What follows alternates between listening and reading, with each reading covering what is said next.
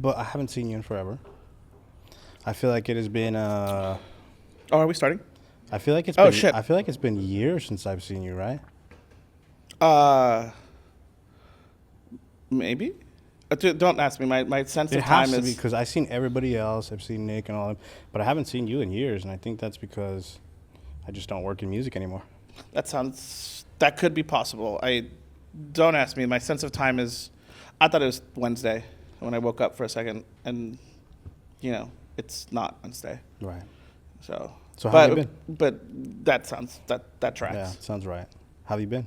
I've been good. It's been a couple of weird and random but busy couple of years, especially after I know we're still talking about pandemic, but post pandemic things changed a lot. So but it's been all right. It's we're still surviving. Why has it been weird? Tell me a little bit about it.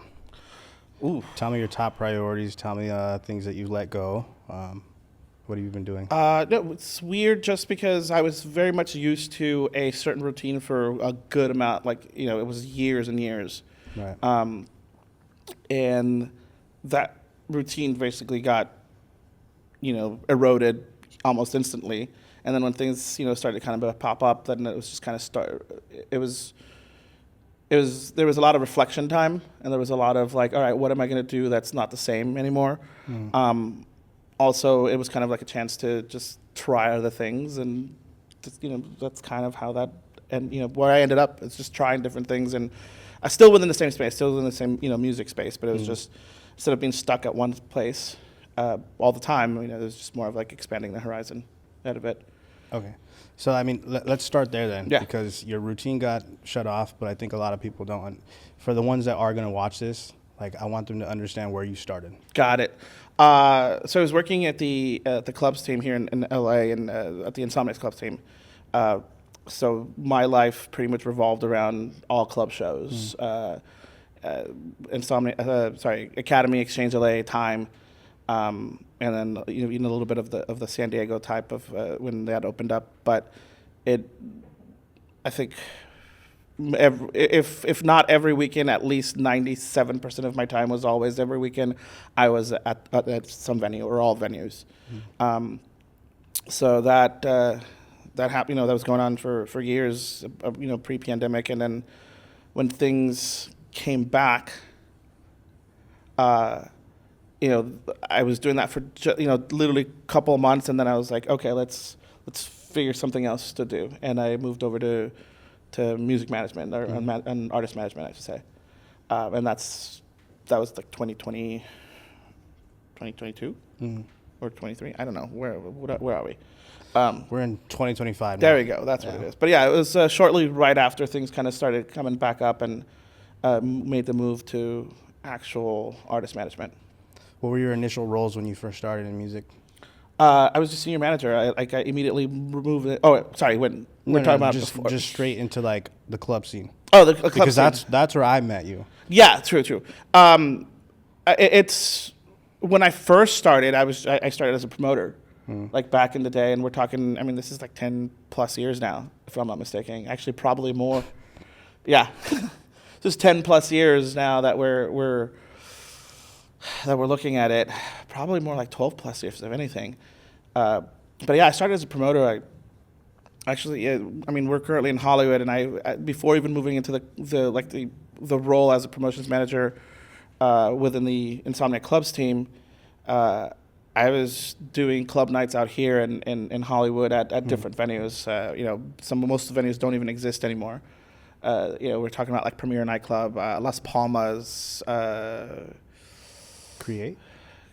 I was doing some stuff at Create, but that was more towards the end of it. Back in the day, you used to take over a club on a Friday or Saturday night, and you threw your own party. Right? Back in the days, it was much different though. Promoting back in the days in comparison to now, was much different. Yeah, you were either a promoter that worked for a bigger promoter, right? And in this case, it's kind of still the same thing, except back in the day, it was get your bodies inside the club, however you can. Now it's very much more of a ticket-driven. There's still some other clubs that obviously operate the same, but back in the day, I was doing we call open format music. So it was a DJ that would play all kinds of music, hip hop, a little bit of house. Actually, EDM and house and all that stuff wasn't exactly a thing on the mainstream side of things. Right. So coming into, doing all that for a bit of time, and then transitioning over to the Insomniac Clubs team as a regular promoter, and then moving on into becoming the promotions manager. That probably spanned, I think it was like 4 years or something like that, 5 years, give or take. So yeah, actually more like 15 plus years. I'm thinking. I was like, that sounded like maybe 14, 15 plus years. But that moved into the role of the promotions manager, and then that role became a lot more as like things grew, especially in the electronic scene.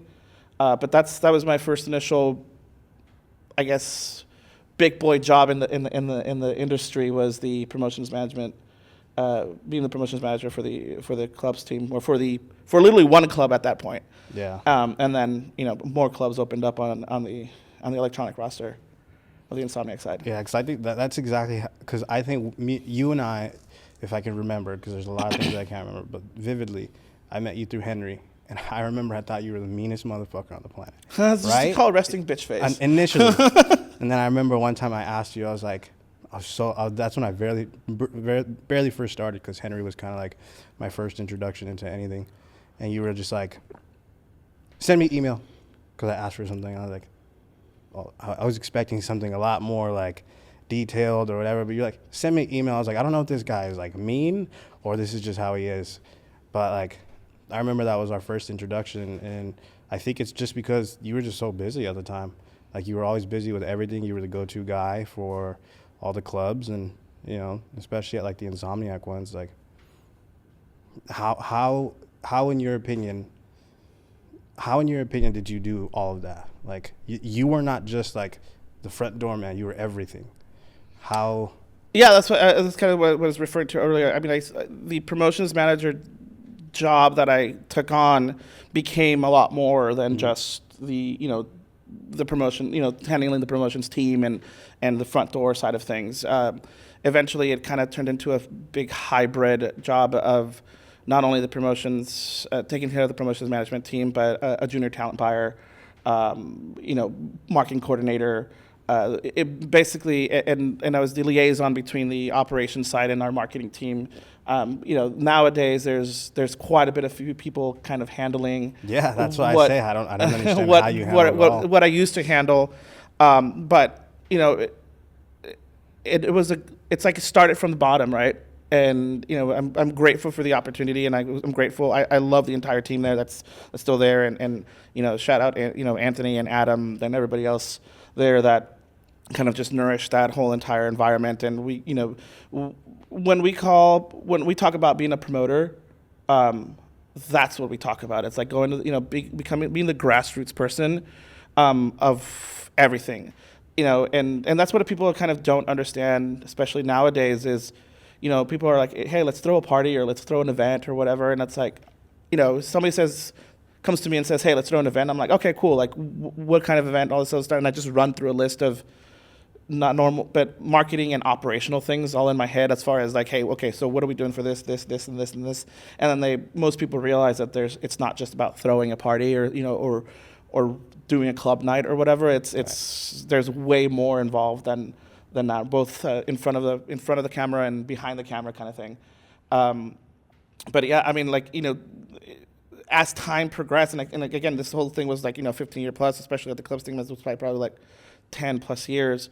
As more things got added on to the Insomniac side of things and more clubs were opening up, it was just more like all hands on deck, right? And when I started with the team, it was probably like 4 or 5 of us or so. Yeah. Everybody kind of assumes Insomniac has always been a big company, and they have been. But the clubs team kind of was its own little like circle and entity, and it just became bigger and bigger and bigger to what you kind of see now. And at one point, again, it was 2 or 3 clubs that were being handled, and it was still a very core team of like 6 of us, 7 of us. That includes like graphic designers and whatnot, right? Yeah. So it it was like, again, it's also like a very big learning opportunity for me, because I got to see things that I didn't know and do things I didn't know and kind of learn it and like on the fly and just pick it up and then understand why it's done. Right. You don't get that so much nowadays. Yeah. Especially unless you become like a what do we call a normal Hollywood promoter, or like a normal clubs promoter that also does started from like their own event, Yeah. and then moved into like a company like Insomniac, or it could be the Golden Voices of the world or whatever. But that's kind of where that came from, and it's to me it was a very big, like, let's just learn everything. Yeah. And when we want to learn everything, then you become the person that does it. So you kind of get stuck in that realm of, well, since you learned it, now you get to do it. Now you get to do it. Oh, or when like you're at a job and it's like, hey, let me learn how to do this, or they assign you something and you become good at it, then you're the person that is good at it, right? Yeah. Also, ADHD helps. I just thought you were always like obsessively driven. I didn't think it was ADHD, but I think it makes sense now.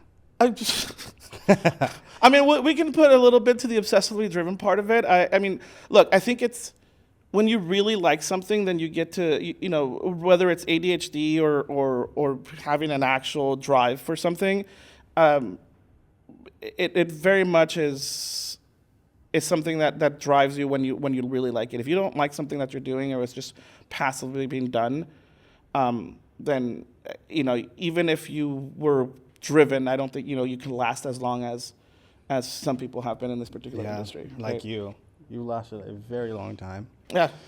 And you are still here. going. Still here. And I'm still inspired by your work ethic thanks. and how you keep going. And when I was younger, I couldn't understand that. Mm-hmm. Now I can a little bit more, but you were always the guy that I was looking up to, going to, especially thanks. for advice. So you just loved what you did. And Yeah. a lot of people didn't. They did it just to do it. Yeah, and that's the thing, especially in the entertainment world and the clubs world and the nightlife world.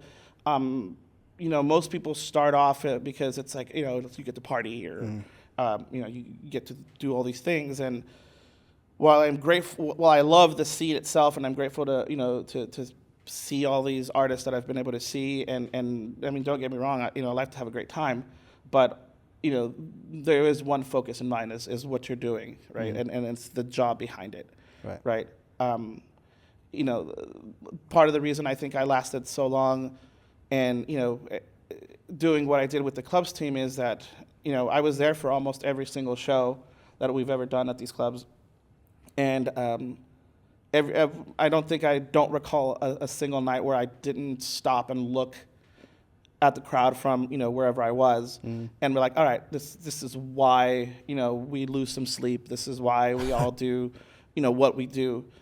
Is ultimately looking at people having a great time and enjoying the music. And then when you enjoy the music, part of it as well, you're enjoying the music, you're enjoying the people having fun. It's one of those like rewarding moments. And I think for me, it's very much, I like to see things to the end. And because I was able to do it on a constant 7-day rotation, then I got to to enjoy and like the fruits of the labor weren't like, take 6 months to do something. Yeah, it takes 6 right. months. It was It like was instant like gratification ongoing. always, yeah. Yeah. Yeah, and that's good.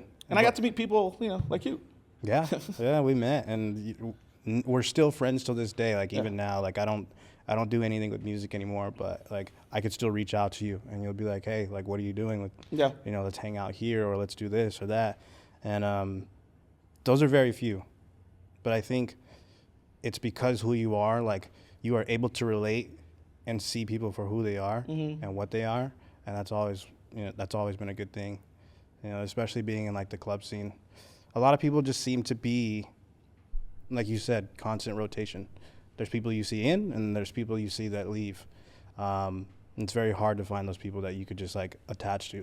And I attached myself to you like a motherfucker. That's for sure. Yeah. Especially as a young guy, I was just like, I just wanted to do everything. I wanted to learn everything. I wanted to, shoot for the stars.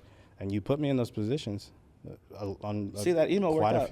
Quite a few occasions. Yeah, that email did work out. No, it's I mean, I've gotten that thing a lot, and unfortunately, it's not something I can honestly help. To be fair, is my resting bitch face, and also most of the time is when people are trying to have a conversation, at 1 a.m., 2 a.m., midnight. It's there's several things happening all at the same time, right? Yeah. And to your defense, you weren't the only one trying to have those conversations. Right. As far like, hey, like what can we do, or how can we get a hold of you, kind of thing, right? So to me, it was more of an organizational thing of like, all right, cool, I know what you were asking about. Send me an email so it's there so I can respond to it and figure it out. Versus like, yeah, sure, whatever, or tell me more about it and I'll just forget, right? Because trust me, if you had never sent that email, then we probably wouldn't be here. Yeah. I mean, it's just crazy to look at, like, it's just crazy to me to look at, like, your role and your position back then, because you were everything. You did everything. Well, I was, to everybody else's note, I was one piece of the puzzle to a very bigger puzzle. Okay, yes, sure. Of course, but I think this is the Vairon podcast. So I think Okay. We're going to talk a little bit about Vairon. I just want to know, like, for me personally, how were you able to handle those things? And then how were you able to see good ideas for what they were and determine, like, okay, I want to shoot for this. Okay, like, you're sending me an email, like, okay, let's make this happen. Let's do this. I think ultimately, as time went by, I like to be able to see patterns, and I think that's probably one of the things that kind of helps me is probably ADHD is I recognize patterns, and I really love the music, right? So regardless of the type of music, because I mean there's different kinds of music than the electronic side of things, and not everybody vibes with the whole thing, right? But I think it's the love for the electronic side of the music, where you can, if you step back as an individual in this scene and look at the bigger picture instead of focusing on one thing or another, then you're able to move pieces to where they kind of need to be. Right. Versus, again, most people that tend to cycle out that work in nightlife or music, they're very focused on one thing, or just one genre for that matter.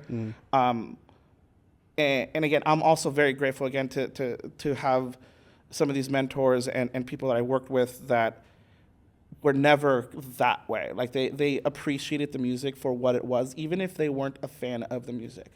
Right. So being able to, take these emails and the people having a conversation and saying, okay, cool, this might work here, is by being able to take that step back and kind of look at the whole thing, right? And it's kind of like that, it ties into me on a weekly basis, being able to see what we accomplished, and then saying, okay, this was good, right? Or what was lacking, Yeah. right? And being able to be there. To be honest, it's a lot of the people that cycled out, or might have moved, or that cycled out, but or are now in maybe higher positions,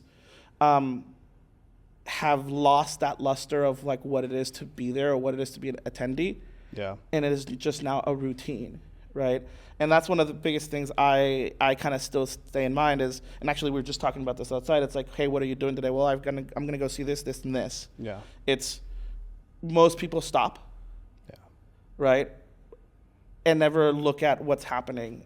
They just overall view of like, oh, what's nowadays, what are the streams, what are their numbers, what how many followers do they have, etc. Versus going to see what they are actually doing as a performer, or how people are reacting to them, right? Whether they have 500, 1,000 followers or 100,000 followers. I mean, I've seen some really good acts of people that have 5,000 followers that I was like, this is a fucking great set, versus people that have 100,000 followers and I was like, I'm This unimpressed. is terrible. Yeah. Being able to see that and kind of relate and be able to feel what the people are feeling is probably the biggest thing that has kept me here and kept me going in this particular industry. And what kept me going at that particular time when I was doing all this other stuff for the club's team is watching how people are feeling and reacting to certain things, and then being able to build on that, right? And I think that's how you build great lineups. It's my job is to take the current lineup and make it better. Right. By adding the supports that that would curate a night properly. And again, shout out to the people that taught me is how to create and how to properly find those support acts that would enhance the night versus just a random ass support that to be fair, it's now a lot of venues and nowadays especially it's okay, well if a support artist can sell you 50 tickets, that's who we're going to book. Versus, all right, you might not be able to sell those 50 tickets, but you know your music, you know your shit, you're going to be able to complement this night and be a proper DJ. I'd much rather have that than somebody who's going to sell me 50 tickets. Eventually you will be able to sell 50, 20, 20, 50, 100 tickets or whatever it may be, because of the type of music you're playing and how you're playing it and the ear that person has. Yeah. Versus, again, just going with a shitty DJ that will bring you 50 tickets for no reason. And that's the name of the game is a business, right? And I get it. But there has to be a fine line between both of those, right? Yeah. And I think I was very much well taught that, in order to have a great night, you need to start from the beginning, not just the headliner. I love that, actually. That's great. Because a lot of people focus on the headliner and they're just like, we could care less. You know, let's just book anybody. But the team, the entire team, like especially at the clubs, I always noticed that what they did was they focused on people who are going to be able to curate around it. And I thought that was beautiful. Yeah. Because I was never, with the artists that I managed, I was never like told you have to meet a specific ticket criteria. There was different clubs where it was like, okay, well, if you sell, we won't book you again if you don't sell 50 tickets, et cetera, and so forth. And I thought it was just beautiful because at Exchange and then Academy, when you see those lineups come together, just like you said, it comes together beautifully. And that's what I always liked about it. That's why I always appreciate that. Yeah, a well-curated night just makes people don't think about it until after they leave, right? Is one of those, damn, this is a great night. Like the music was on point from beginning to end versus, the times where you're sitting there saying, all right, well, the headline was good and all, but like, that's all it was, It's good to see, and again, when you're able to see that from like a bird's eye view of the whole thing, and people just having a great night or flooding in from the beginning, because not only do the people have support, but also they've done the research on who's playing, and saying, okay, I kind of want to see that. Like, let's go earlier. Some of the promoters, especially in LA, have lost that. They lost that little touch of like, what is a good lineup? Yes, I get it. This person that might have just shown up to LA only, can bring 3 of their friends, right? But they fucking play insane, and their music curation is amazing. Are you gonna give them a chance? Yeah. So that was what my driving factor for especially towards the last bit of years where I was serving as the junior talent buyer for the support side of most of these shows is finding that balance of how to create that. Right. Yeah, and then I do, because you did mention how COVID kind of ruined a lot for me. It kind of like ruined my love for music, at least what I was doing at the time. Granted, I still was doing it afterwards, but it just wasn't the same for me. And that's why I kind of wanted to ask, like, how was that transition for you? It was. And how did you deal with it? So I was so used to, again, like my weekends weren't my weekends, but I also, don't get me wrong, I loved it. But I never had a normal weekend. Older friends stopped inviting me out on a Friday or Saturday night because they just didn't understand that's, the work was what I was doing. Which, again, it's no fault to them. It's just, it is what it is. But kind of reclaiming my weekends per se, and like being able to not have to be somewhere specific, on a weekend basis, it's a little daunting because I still have trouble every so often where I'm like, I feel like I should be doing something. My friends know, they're like, why are you on your phone? I don't know, I'm expecting something. I'm expecting an email or a call or a text, right? So that kind of never went away, but it is still much I'm able to do things with friends and plan normal things and mini vacations and others, and not have to worry about what's happening on that weekend per se. But also it was a chance to work outside of the LA bubble a little bit.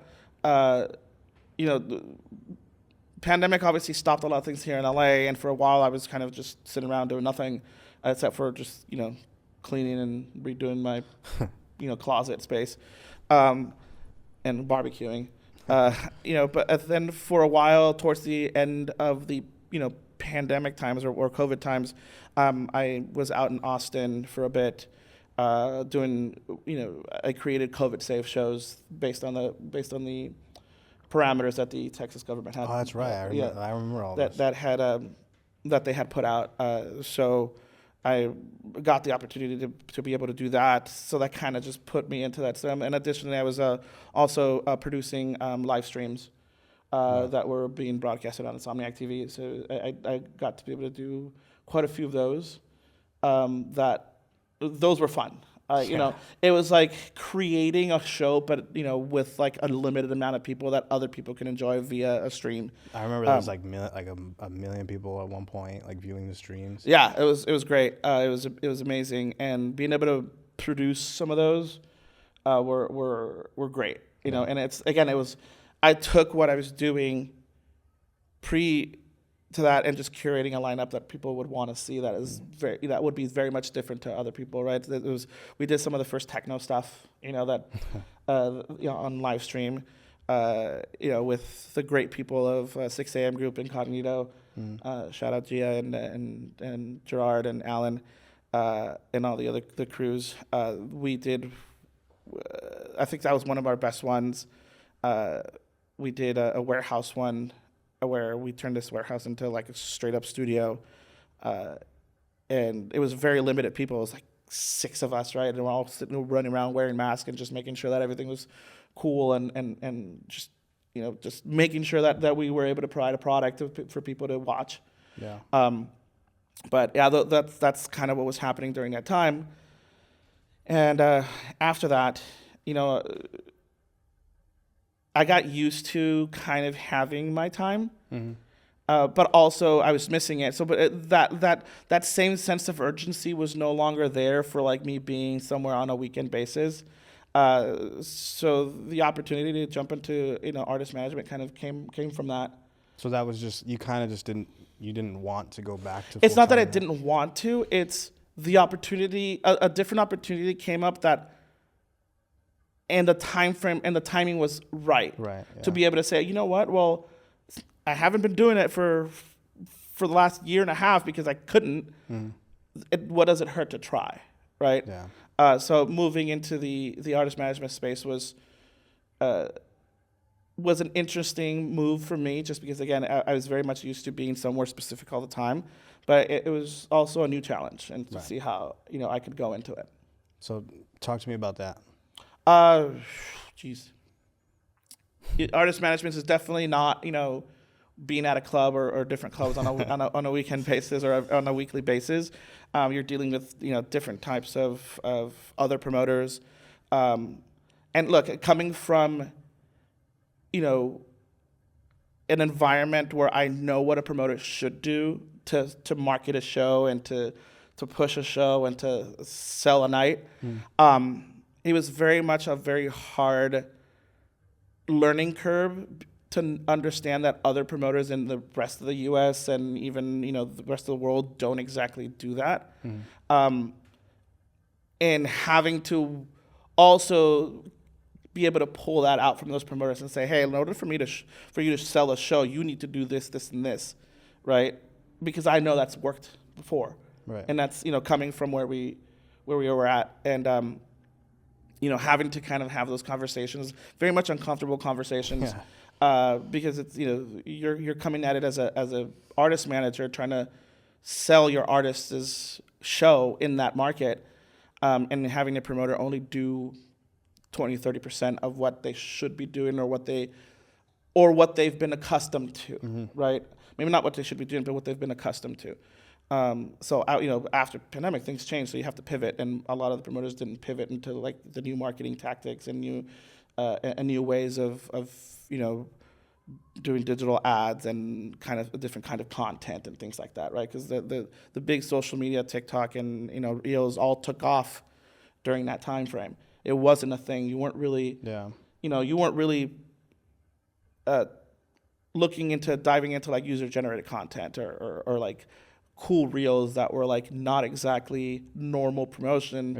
Now that's the case, and even during that time, right, post pandemic, immediately a lot of people had trouble with that because they're like, how do we sell a show, or how do we sell this? So they had to pivot to that, and a lot of people, especially some of the smaller promoters, had very hard time trying to get that going. So having to have those conversations as an artist manager, but having to explain that, hey, look, I also did this.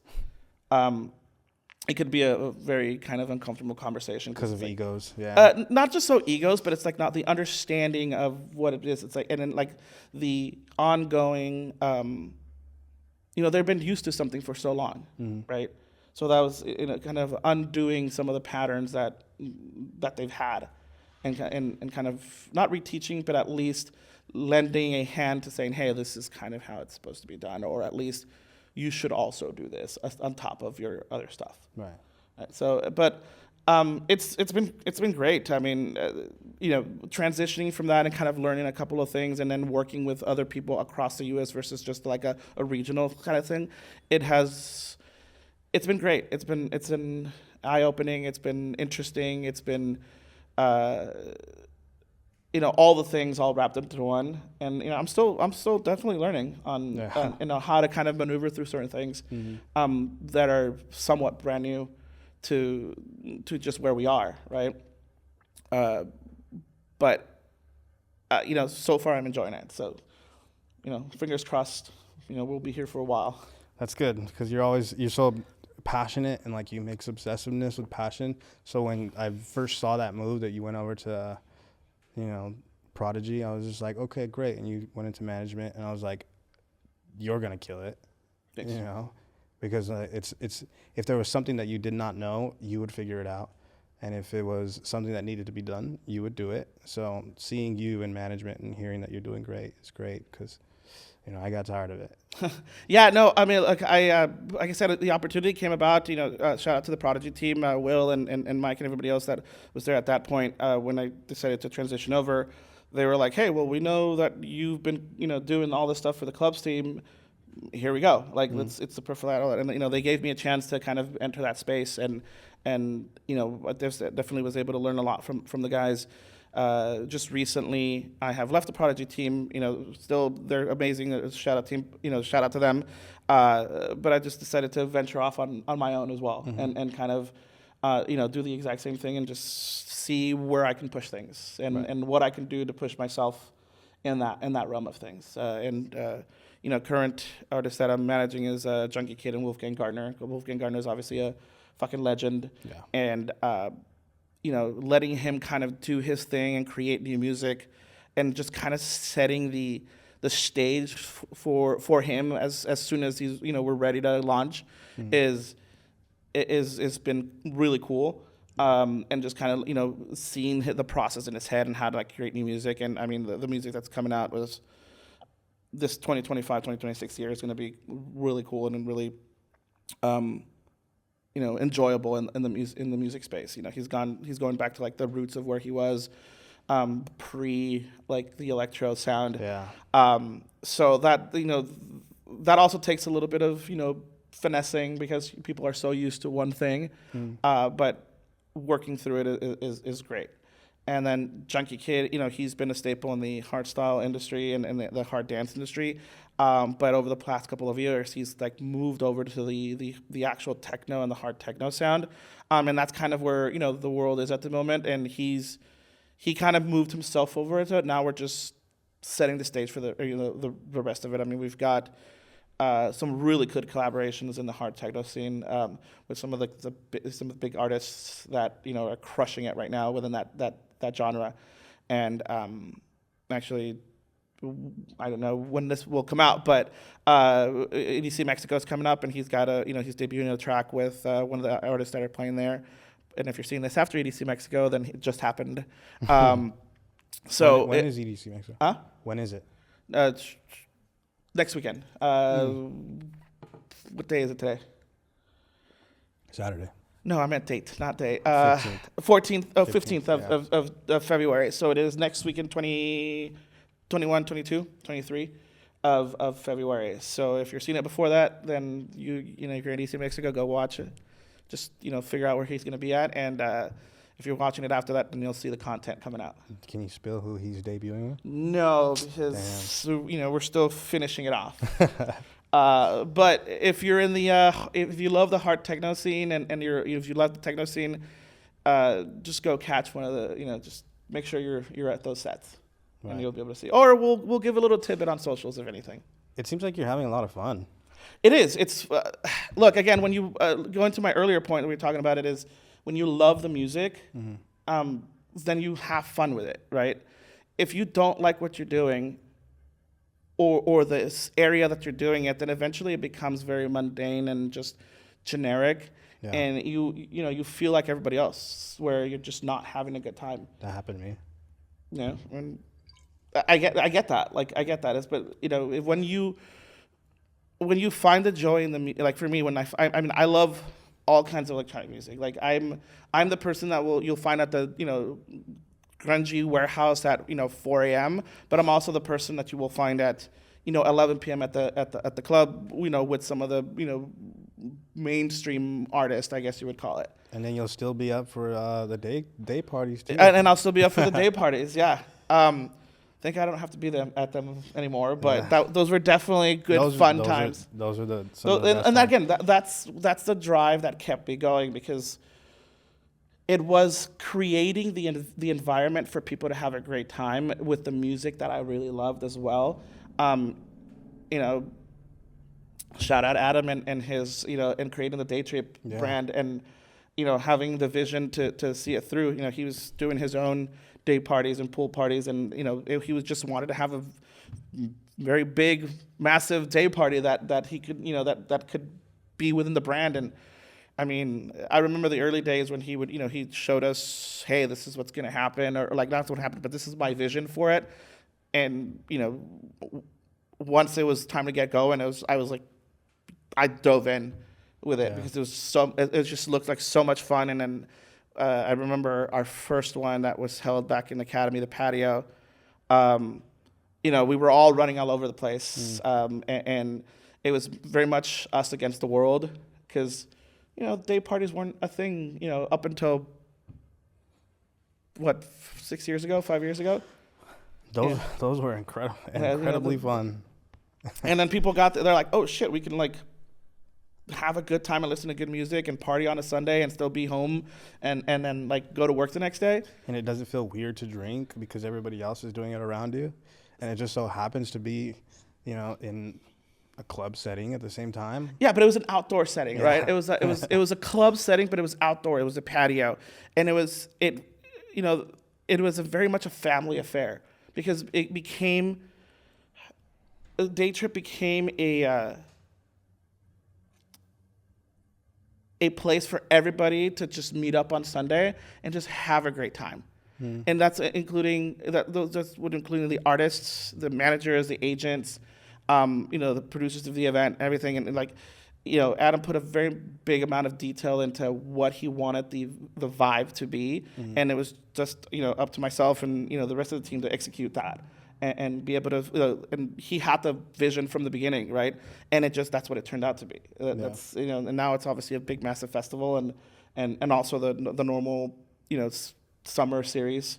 But that's what it is. And even though it has become bigger than it was when it started, it's kept that feeling of this is the homie party on a Sunday. It's just almost like the recovery party, and everybody's there all the time, right? And it's just fun music, having a great time. Even the ones at the Queen Mary, we still all run into each other, all the same people, and it's just exactly. It's still the homie party, even though it's a massive festival. It's so much a homie party, and that's Adam and I.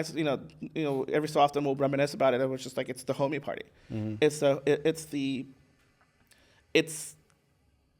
I'm just so glad to have been part of that series and be able to help it come alive. It was great.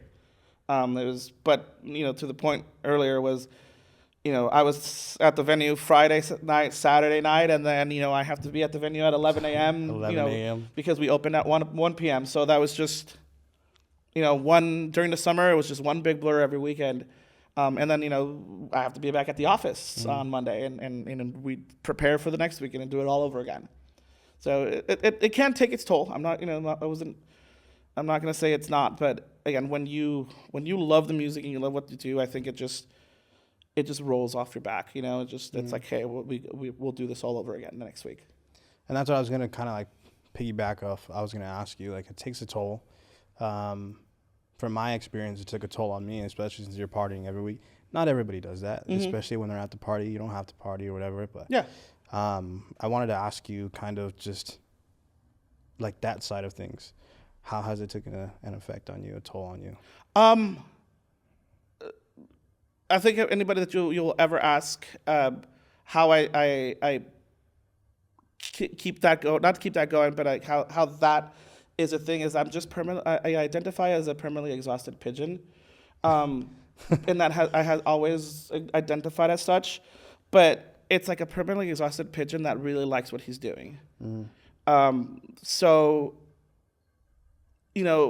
keeping up, to be fair, keeping up with like actual vitamins and keeping yourself hydrated and all this stuff really works, and that's what you really have to do, right? You can't just raw dog it all the time. Yeah, raw dog it all the time, and you can't just a lot of people think it's just, oh well, you work in this industry, you're just partying and drinking all the time. It's like, no, like sometimes there's a whole weekend when I just don't drink, right? And you see me holding a cup and it's water, or some kind of orange juice or something, orange juice and soda water, just because I want the fizzy.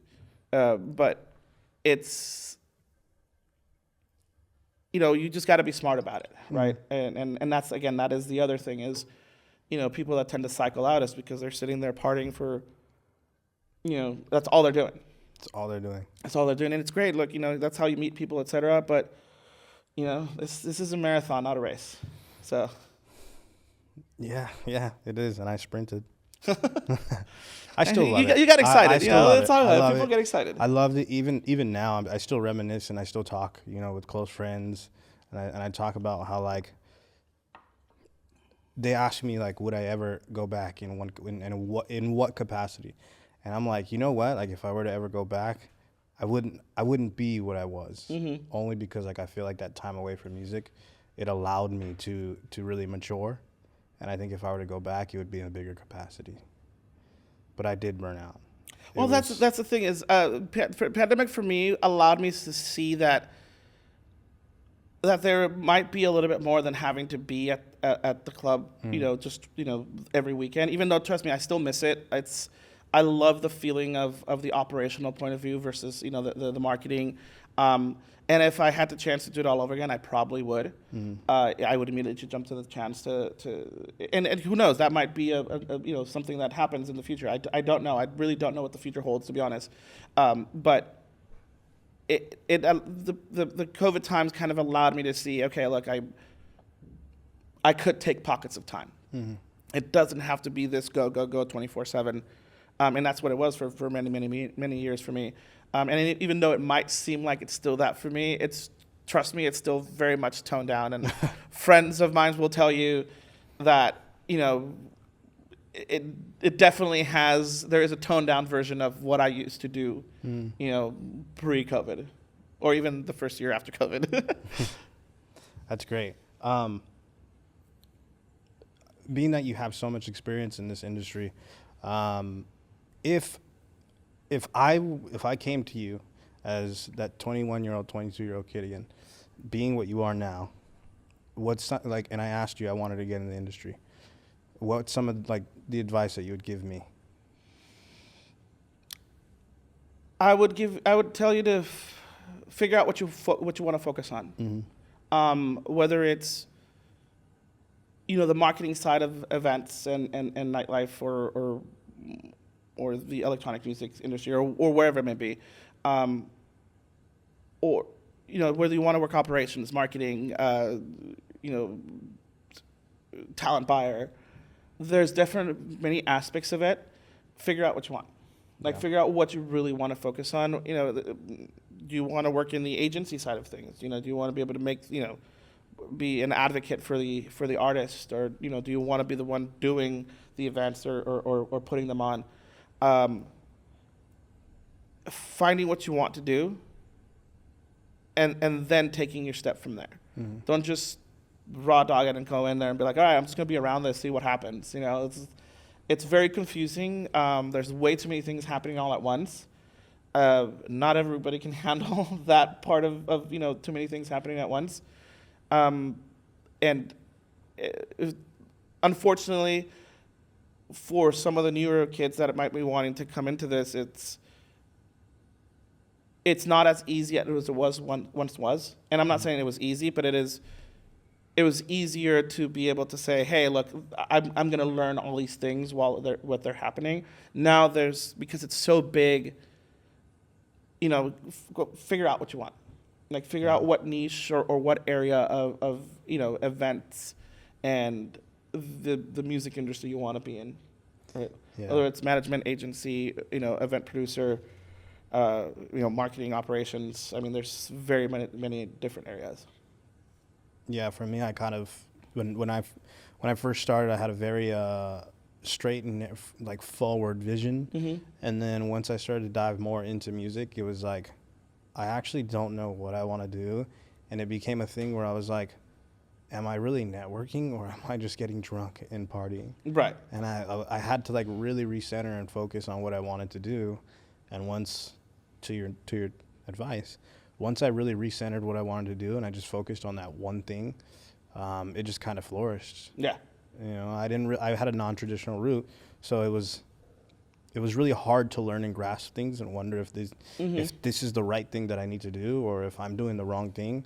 And it was always great to have good mentors, like yourself. Henry was one of the best mentors that I ever had. And he would always just break it down to me, piece by piece, detail by detail, like, is this going to work? And if it does work, can you get 3 more shows out of it? And, that's great advice. Yeah, thinking ahead is very much a requirement here. Yeah. Is if you're going to do something or there's something you want to do, what is the goal of that piece or that's something that you're trying to, that you're trying to achieve? Because once you achieve it, what's next, right? Yeah. And it all should be interconnected. So, yeah, absolutely is kind of having that little bit of focus, and finding people like you said is that may be able to or that may want to help you and may be able to help you, kind of guide you through that path, and honestly pay attention. Just paying attention is especially as a young kid. I mean, I made some of the same mistakes as I know everything. This is how I want to do it kind of thing. And, having people that will tell you what, straight up how it is, make sure you're paying attention to that. Yeah. It's there's a lot of things that you don't have to reinvent. That's the grassroots. That's how they're going to work. No matter how much you try and be like, oh, this is not how it's done nowadays, the root of something is there. Yeah. How it may be different now or how can it apply to different people now is the different part, but the base of it is still the same. Yeah. So. Yeah, that's great. That's good stuff because everybody just wants to be like different, or they're trying to make something into what it really doesn't need to be. When in my opinion, there really is a blueprint, and a lot of people veer away from the blueprint. Yeah, and the people that veer away from the blueprint are people that they're definitely trying and trying to be different, which is perfectly fine, but they forget that the root of being different is still the same. I mean, if you ask Henry, they came in being different. Yeah. But the root of what they were doing is still the same. Yeah, still the same. It was all about the party. Yeah. Yeah. It's all about the event and how people are having a great time and people are how they're enjoying it. And that's that's something like I said, earlier is, watching what's happening at the end of the night, people having a great time. I love to people watch. And that was like my biggest thing, especially when I was at the clubs, is just stand there for a good 15 minutes and just watch everybody's facial expressions and how they're having a great time. It's definitely funny when they're, half of the people are drunk, right? But it's looking beyond that and seeing, okay, this is what was created. How do we duplicate this on a weekend basis, or or on a bigger scale? I think about that a lot too, and it's funny that you said that about people watching, because when you look at like these people down here, like if you're looking, especially from the top floor of Exchange, and you're looking at, let's say, like a group of 3, I know from my experience from a group of 3, like you're either having a lot of fun, or you're having a terrible time because of the people that you're with, or you're going through a breakup, and or something. Something's going on, and then you're like, wait a minute. Then you look at the person next to you, and there's a group of 2, group of 5, group of 6, and you're like, damn, we're in a club full of individuals that are all going through something, but they're all here for one reason, and that's to have fun. Right. And then that's the root. And a lot of people like tend to, they tend to forget about that. And I think that's why I have so much fun now when I go to events, is because I'm thinking about stuff like that. Stuff like that matters to me. Like, this person's having the same amount, either he's trying to like run away from the same problems that you are, or that person's just trying to have fun, and this is their, this is their hobby, this is just something that they look into. I don't know, I just think it's cool. Like, yeah, I mean, like I said earlier, I love to people watch, and especially in the early beginnings of becoming, of being a promoter and being the promotions manager. One of the biggest things I loved to do was, when I was watching it in the middle of the event, people are having a great time, I would single out a couple of people and then go buy them a drink. right. Or give them a wristband for like VIP. Like being an actual host, like, and when you're being a promoter and like and producing an event or being part of that, and it just changes people's nights, right? Whether it looks like they're having a bad time and you're trying to like, get them to have a better night, or they're having a great night and just making their night better. Walked around with, pocket full of drink tickets and some wristbands and, single out a couple of people and, hey, you're having a great time. Great. Here's a VIP wristband. Yeah. Go upstairs and have a great time. And they're like, holy shit, and I actually made, there's a couple of friends or friends now that were acquaintances that I met that were just, that just became people that, became actual friends because of that. Like, that actually, that I've had dinner at their house kind of situation, because, and, it wasn't done for that intent. It was just, they remember that one night and it just became a thing. They were like, hey, thanks for that. And it was, and the same thing is like, I've, having people that were having a bad night that we were able to turn it around and they're having a great time now because of whatever reason. It's just, those are grassroots. Yeah. That's, if you want to throw an event, that's what you should be focusing on. Great music and making sure that everybody is having a great time. Yeah. If you want to throw an event because you want to get drunk and be the person to say, hey, I'm the one that threw the party, I can guarantee you're probably not going to last very long. Yeah. Absolutely. That's absolutely true. Yeah, because there's only so far that you can go with that mentality. Yeah. Yeah. Absolutely. And then, look, nowadays, some of that luster has been lost, I think. But I see it coming back. I see it coming back where it's like, hey, it's all about the great time. So let's try to create that vibe again. Yeah. Hopefully I'm still raving and doing stuff like that when it comes around, but I still have fun. Yeah. I still love it. Look, the moment you stop having fun at an event is the moment you should probably step away. As an individual, whether it's you, as an attendee, or you as a, event producer, or you working in the industry, the moment you stop having fun and having a great time and enjoying it is the moment you should step away. Let everybody else have their time. Don't bring that energy in. But also know that, that's probably where, either you need a break or that's probably where you stop. Yeah. And then go find something else to do. Yeah. I mean, I took a long break and then I came back and I was like, my feet hurt. This Yeah. never happened before. My feet had permanently hurt for quite a bit of time. I took a very lengthy break and then it was countdown. And then this past countdown.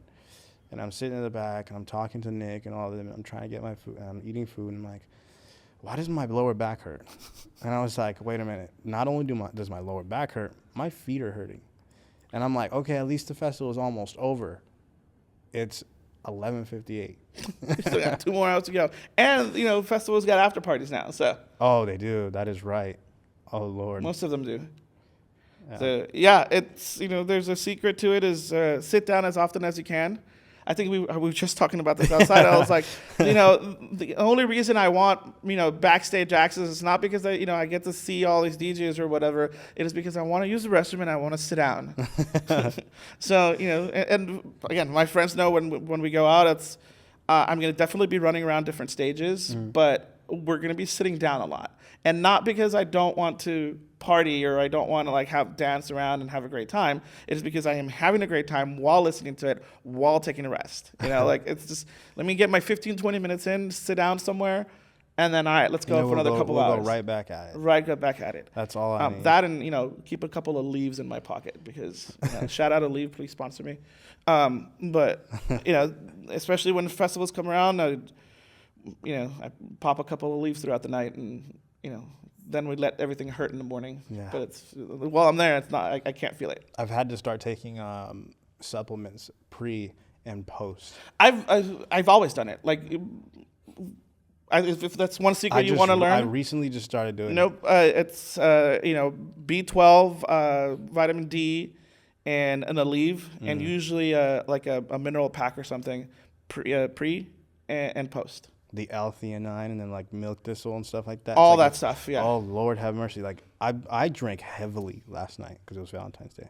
But I woke is that up, what we do on Valentine's Day? I woke up and I was like, wait a minute. I feel fantastic now that I did this. And I was like, oh, my Lord. I should have just never been raw dogging it this whole time. No.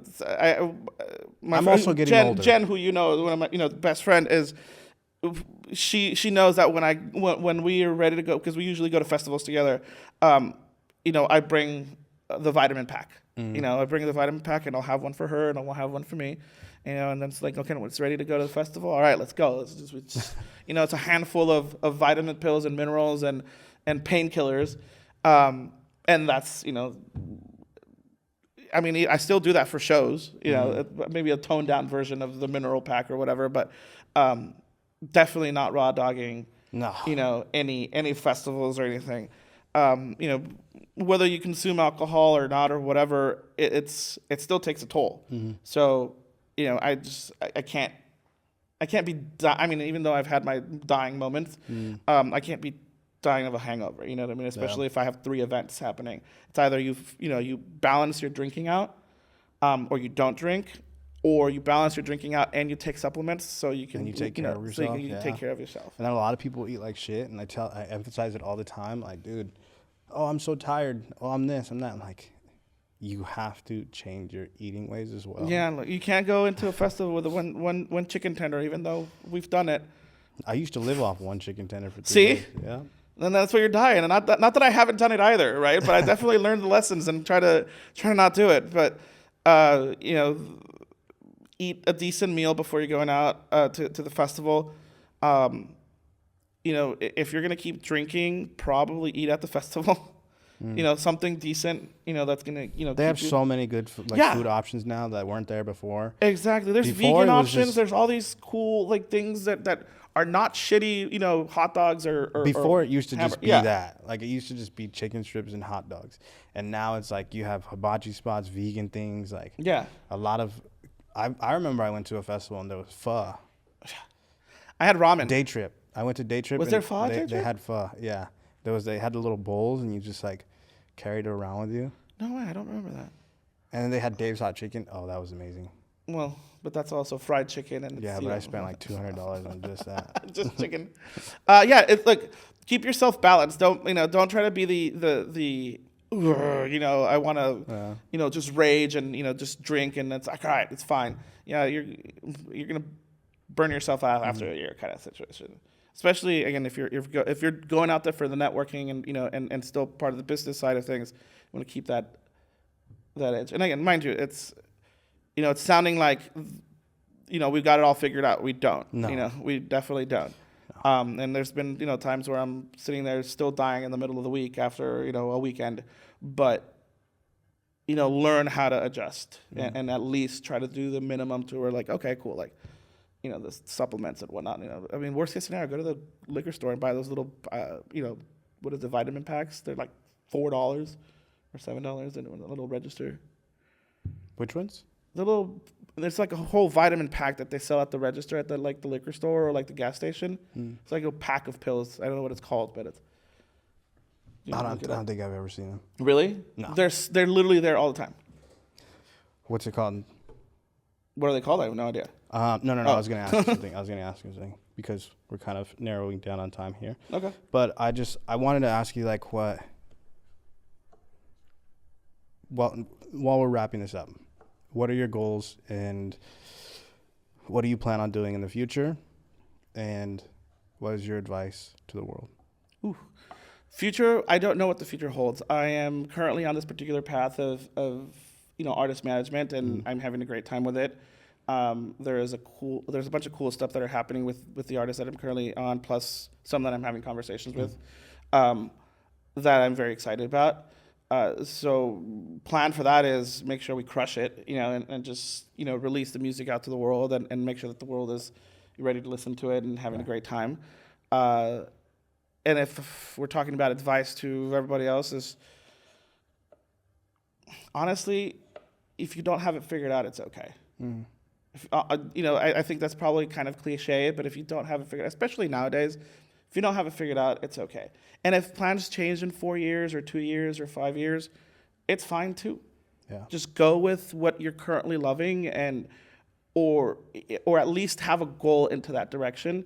Don't lie to yourself and be like, no, this is not, I can't handle this. I mean, if you're not going to be able to at least put in the work, then don't die. Don't lie to yourself. Yeah. But just, again, if you don't have it all figured out, it's okay. And just ask for help. One of the biggest things I have a hard time with is asking for help. And I'm still learning on that. And I'm still trying, but just ask for help. Yeah. Just ask for help, and if you don't have it all figured out, it's okay. I feel like you were speaking to me as like you were my father here. Got that, father time situation happening right now. That's great advice. Well, it was an absolute pleasure to have you. Thank you. Thanks for inviting me over. I know this has kind of been on the books for a bit, and we finally were able to get it done. Finally able to do it, and there was nobody better. It's my fault, so it's okay. It's okay. There was nobody better to have on. I've always wanted to, have you on and just speak to you direct. I think it's very hard to have these conversations anymore. But I thank you. No, thanks for having me on. Appreciate it. I do have one more question. Go for it. Are we going to the afters? We are going to the afters. We are going to the afters, especially tonight. There's 2 afters that I got to go to tonight. All right, we'll see you at the afters. We definitely Vairon, will see you at the afters. So where's my camera? One of these. That's one right here. Any one of them. Yeah, that's yours. Right there. After party. We'll see you at the afters. We will be there. All right. All right. Beautiful.